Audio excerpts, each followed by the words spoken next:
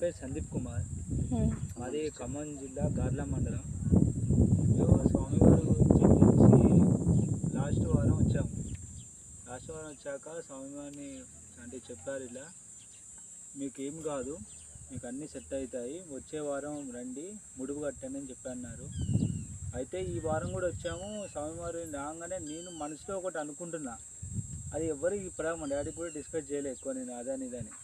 కాకపోతే ఇక్కడికి వచ్చాక స్వామివారు ఏం చేశారంటే ఫస్ట్ నన్ను పిలిచి, ఇలా నువ్వు ఒకటి ట్రై చేద్దామని చూస్తున్నావు కదా బాలక అని చెప్పంటే, అవును స్వామి అని చెప్పన్నాను.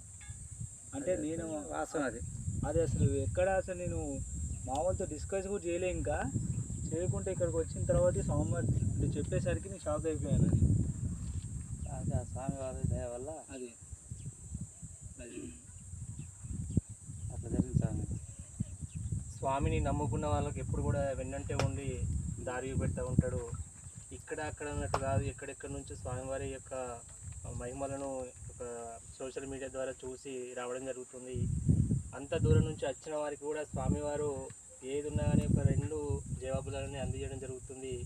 ఆ యొక్క వారం 2 వారాల వ్యవధి లోపలనే వాళ్ళకు పనులు అనేది కూడా చక్కగా జరుగుతున్నాయి. భక్తుల మాటల్లోనే వింటూ ఉన్నారు మీరు కూడా.